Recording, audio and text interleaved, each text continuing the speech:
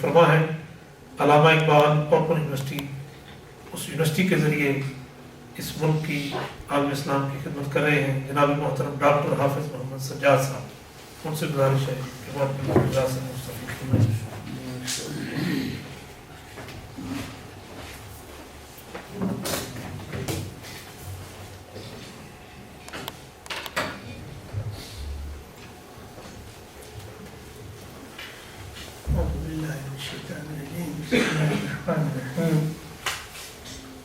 إن هذا القرآن يهدي للتي هي أقوم. اللهم صل على سيدنا ومولانا محمد النبي الأمي وعلى آله وصحبه أجمعين أما بعد۔ میں سب سے پہلے اللہ رب العزت کا شکر ادا کرتا ہوں کہ جس نے اس خوبصورت محفل میں شرکت کا یہ موقع عطا فرمایا۔ پھر تمام احباب کا اس محفل میں شریک ہے، اور خصوصاً عزیز محترم ڈاکٹر قاری عزیز حیدر صاحب کا، جو قبلہ شاہ صاحب کے افکار کو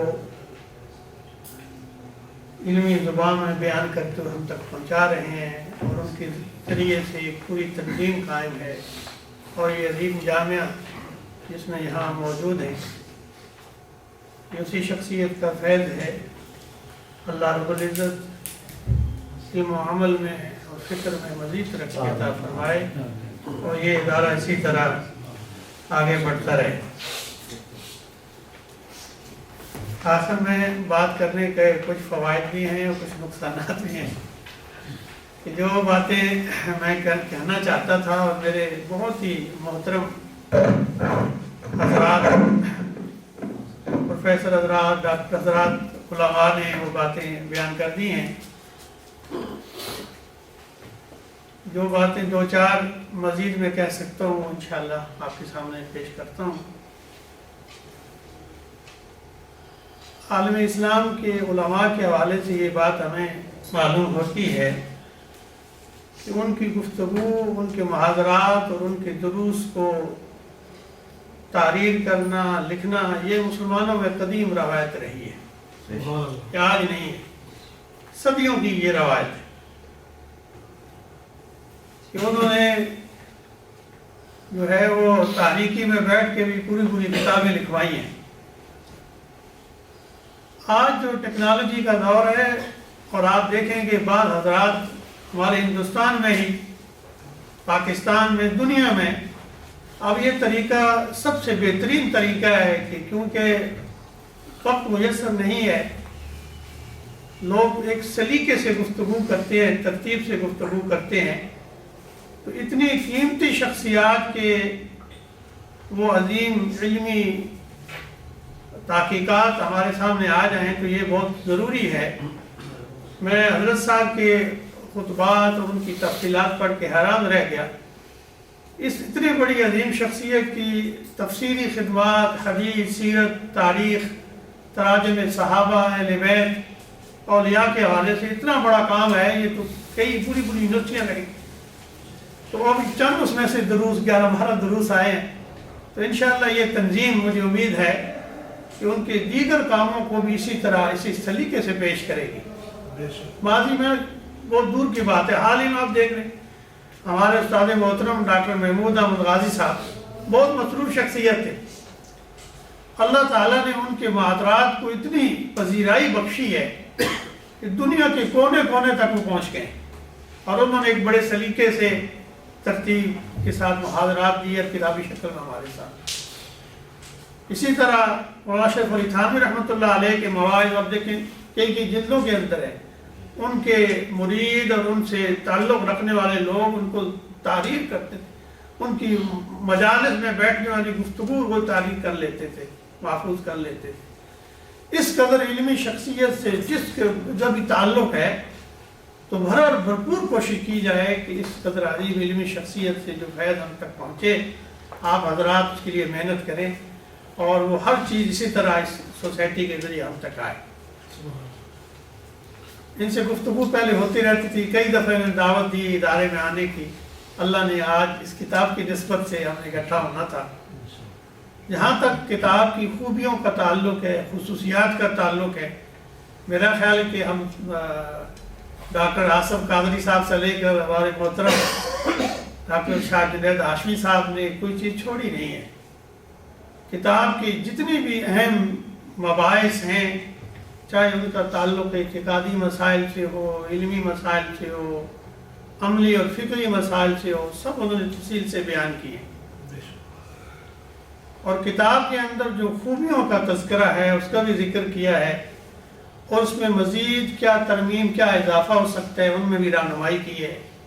یہ بہت ہی علمی یعنی مجلس بن گئی ہے کہ بے پناہ خوبیوں کے ساتھ اس علمی کام کو مزید ہم بہتر کیسے کر سکتے ہیں، اس میں بھی رہنمائی مل گئی ہے۔ انشاءاللہ آج کی گفتگو سے ہمیں بہت کچھ اس سے فائدہ ملے گا۔ جہاں تک اس کتاب کا تعلق ہے، اور ظاہر ہے کہ یہ منتخب آیات کی گئی ہیں، اور اس میں انہوں نے اپنے انداز سے اس کی تفسیر ہمارے سامنے رکھی ہے، اور ان حضرات نے ان میں سے ان دروس کا انتخاب کیا ہے اور محاضرات سے اسے تحریری شکل میں لائے ہیں۔ اس میں کچھ فنی اور پہلو موجود ہوتے ہیں، سب ان کو پیش نظر رکھا ہوگا بڑی، لیکن وہ ظاہر ہے کہ گفتگو بھی موجود ہے، مزید کو دیکھنا چاہتا ہے تو وہاں سے وہ سن بھی سکتا ہے، وہ اس کا حوالہ بھی ساتھ آ جائے گا۔ اور جہاں تک اس کے فکری پہلو اور اعتقادی پہلو، تو انہوں نے اس وقت کے تمام مسائل کو ہمارے سامنے رکھا ہے ان آیات کی تشریح کے ضمن میں۔ اور اعتقادی مسائل کا یہاں بر صغیر میں جو ہمارے یہاں بعض دفعہ مسلکی مسائل ہیں وہ بھی درپیش ہوتے ہیں، تو حضرت صاحب نے ان کو بھی بڑے خاص طریقے سے پیش کیا ہے۔ تفسیر کے میدان میں اہل علم بیٹھے ہیں کہ تفسیر کا اصول یہی ہے کہ وہ تفسیر معتبر ہوتی ہے جو متعین اصول تفسیر کے مطابق کی جائے۔ سب سے معتبر تفسیر بالمعصور ہے، تفسیر قرآن بالقرآن بالحدیث باقوال صحابہ، کتیب صوف سماوی ان سے استشہاد ہوتا ہے، اسی طرح لغت عرب سے استشہاد ہوتا ہے، دیگر علوم آج آثار قدیمہ قرآن مجید اس دنیا میں نازل ہوا ہے، اس دنیا کے حوالے سے جتنی بھی معلومات جو قومیں یہاں سے گزری ہیں، آج وہ قومیں ان کے آثار موجود ہیں، اس سے لوگ مدد لیتے ہیں کہ فلاں واقعہ فلاں قوم، مثلا اصحاب کافی کا ذکر، تو یہ ساری چیزیں دنیا میں موجود ہیں، اس پر مغربی محققین نے تحقیقات کی ہیں، مسلمانوں نے تحقیقات کی ہیں، اور کسی مسئلے کے تاریخی آثاری پہلو پر ان سے مدد لیتے ہیں۔ مجھے یہ جان کر اور پڑھ کر بڑی خوشی ہوئی کہ حضرت صاحب نے ایک تو جو اصول تفسیر ہے ان کو پیش نظر رکھا ہے۔ مثال کے طور پر ابھی ہمارے قاری صاحب ڈاکٹر سعیدی صاحب بیان کر رہے تھے کہ اسی سے متعلق آغاز میں وہ آیات کا انتخاب کر دیتے ہیں، یہ بہت اچھی بات ہے۔ اس سے ملتی جلتی آیات ایک جگہ، اور اس کے بعد وہ اس سے تفسیری نقاط کی شکل میں، اشارات کی شکل میں ہمارے سامنے تفسیر رکھتے ہیں۔ اس میں بھی ان کا منہج یہ ہے کہ پہلے قرآن مجید میں وہ جو واقعہ بیان ہوا ہے، اس ضمن میں جو دیگر آیات ہیں وہ کیا ہے، یہ بہترین اسلوب ہوتا ہے، تفسیر کا اسلوب یہی ہے۔ پھر اس کے بعد میں تو یہاں تک ایک منٹ پڑھتے ہوئے میں نے دیکھا کہ انہوں نے ایک اعتقادی مسئلے میں یہ بات لکھی ہے کہ رسول اللہ صلی اللہ علیہ وآلہ وسلم کے سے پہلے جتنی بھی شریعتیں ہیں ظاہر ہے تو منسوخ ہو چکی ہیں، لیکن ان میں جن چیزوں کے نیک اعمال کا تعلق ہے اس پر عمل کرنا آج بھی برقرار ہے، اور اس کی مثالیں دی ہیں، ایک دو جگہ اس کے واقعات ذکر کیے ہیں، یہیں کسی بات کو منع نہیں کیا گیا تو اس کو برقرار رکھا گیا، اس کی مثالیں دی ہیں۔ اسی طرح انہوں نے حدیث مبارکہ ذیل کے اندر شاید کے ضمن میں جو حدیث آتی ہے اس کا بھی تذکرہ کر دیا ہے، اقوال صحابہ کا تذکرہ ہے، صحابہ تابعین کے اقوال کا تذکرہ ہے، اور اس سے استنباط یہ الگ کام ہے، یعنی ان آیات سے سب حضرات نے یہ بات کی ہے کہ اشاری تفسیر ہے، صوفی تفسیر ہے، اس کے ساتھ ساتھ میں فقہی مسائل بھی ہیں. ابھی میں ایک دو کی طرف اشارہ کروں گا. کلامی مسائل تو بے پناہ ہے، یعنی تفسیر کے اندر جو تفسیر ہوتی ہے اتنی جامعیت ہوتی ہے اس کے اندر کہ حدیث کے ساتھ ساتھ دیگر علوم کے ساتھ ساتھ اس میں علم کلام، اسی کے ساتھ فقہ، اور اسی کے ساتھ ادب، اس کے ساتھ تراجم، اسی کے ساتھ تصوف، اسی کے ساتھ اخلاق. کیونکہ قرآن مجید اللہ کا کلام ہے اور انسانوں کی تعلیم و تربیت کے لیے نازل ہوا ہے. ایک مفسر قرآن جب تفسیر کرتا ہے تو یہ سب پہلو پیش نظر رکھتا ہے. مثال کے طور پر اعتقادی مسئلہ یہاں بہت ہے علم غیب کے حوالے سے.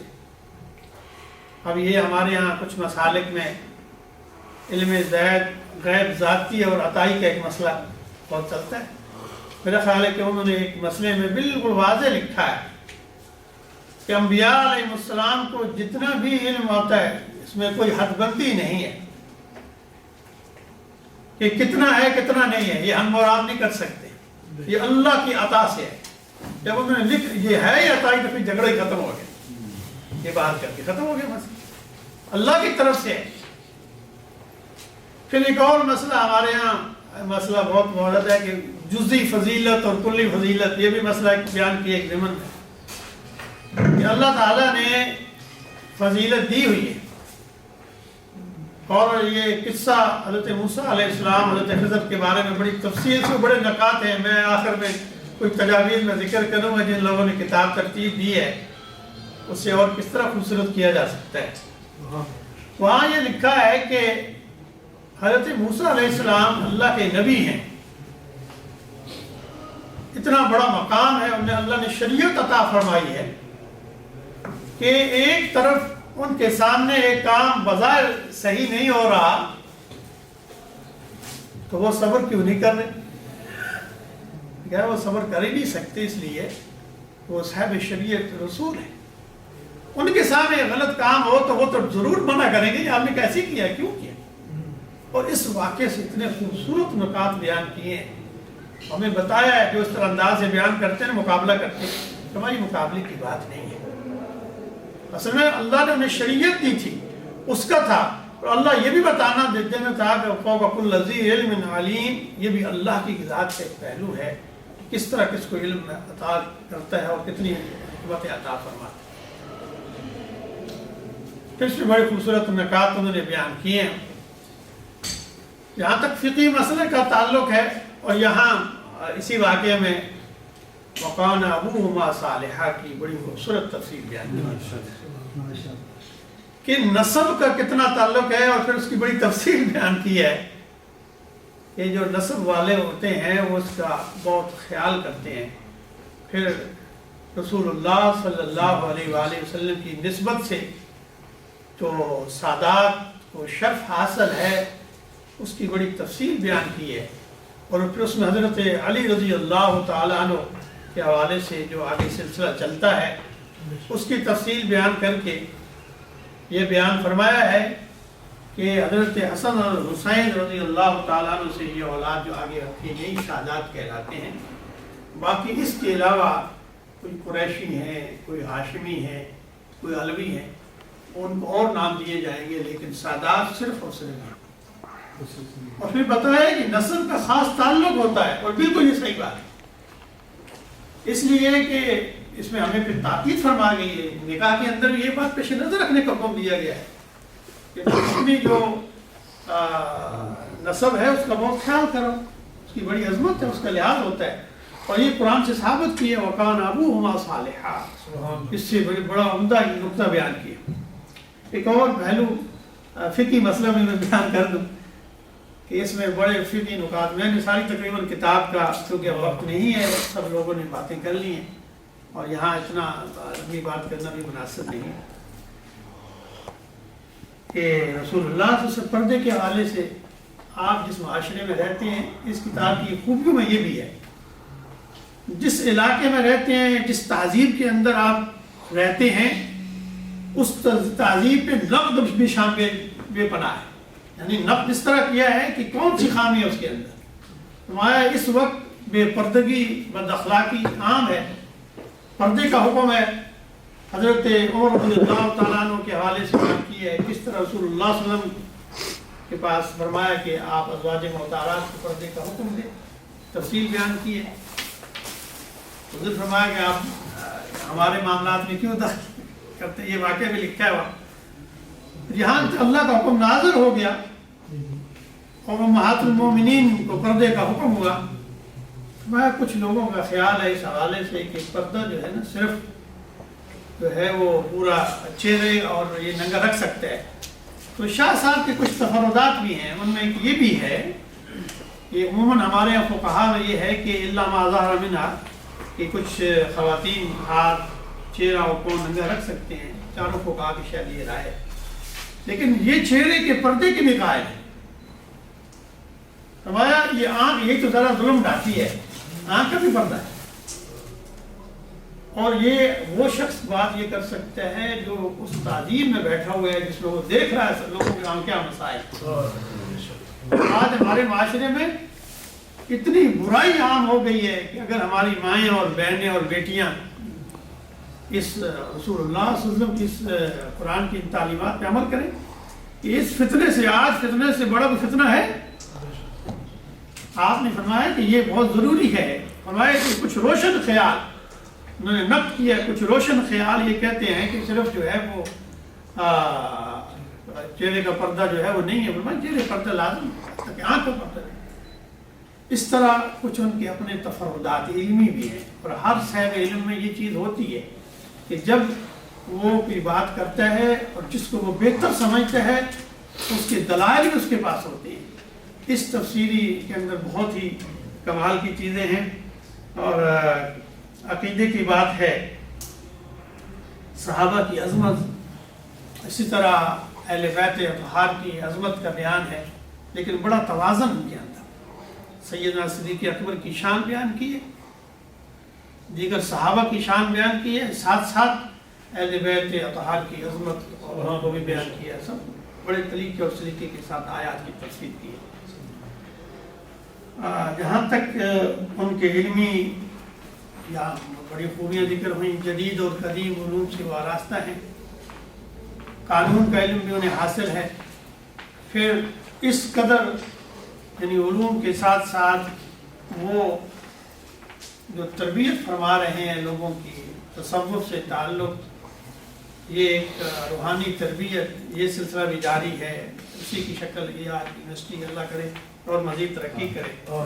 چند باتیں جو کتاب کے حوالے سے جو تجاویز آئی ہیں, یہ بہت ہی خوبصورت تجاویز ہیں. اس کام کو اور نکھاریں گی اور بڑھائیں گی. مثال کے طور پر جو زبان ہوتی ہے, تقریر کا جو انداز ہوتا ہے, اس میں تکرار ضرور ہوتی ہے. بے شک آپ تکرار کو نکال دیں. اور تخریج حضرات نے کی ہے, بہت اچھی تخریج ہے. حدیث کے حوالے سے ضروری ہے کہ اس کے حکم بھی لگائیں. بعض میں نے دیکھا کہ بحوالہ جو ہے وہ طبرانی لکھا ہوا ہے, بحوالہ لکھا. آپ پورا اس کو حوالہ دیں گے, طبرانی کی کون سی جلد میں ہے, حدیث کی کیا ہے, کس باب میں ہے, کس کتاب کے اندر ہے, حدیث نمبر کیا ہے.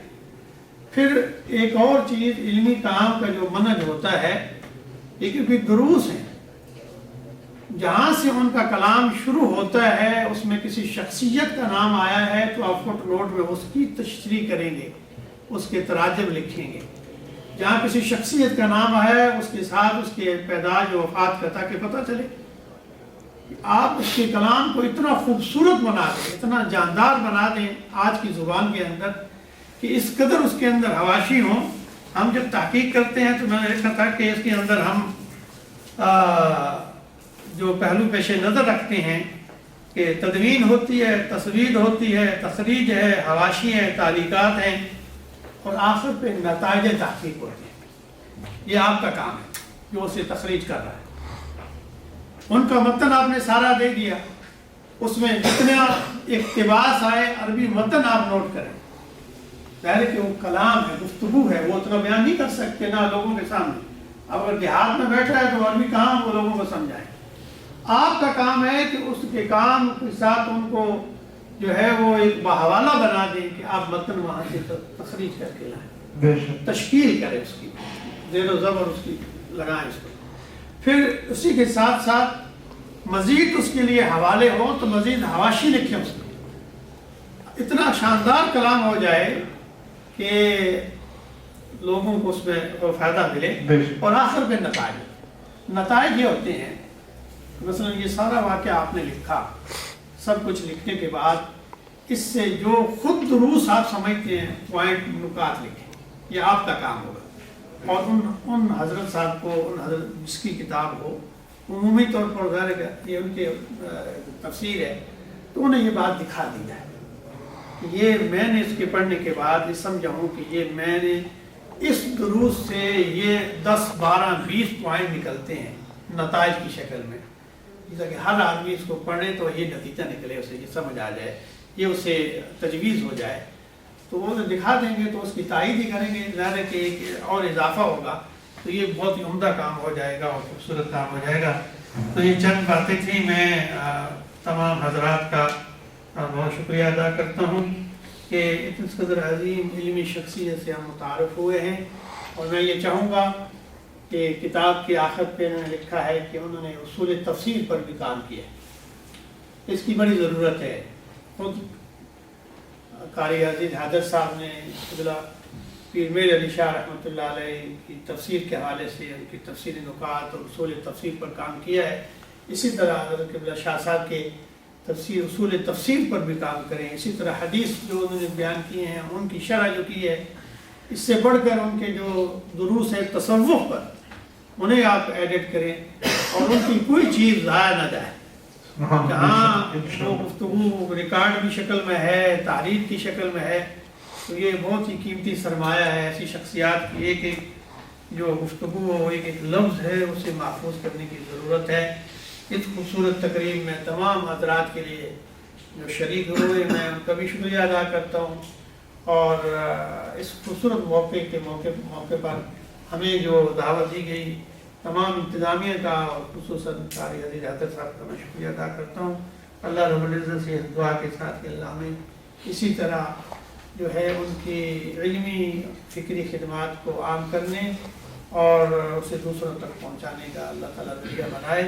وآخر دعوانا الحمد للہ. طوبى لأهل بلدة فيها النبي المحتشم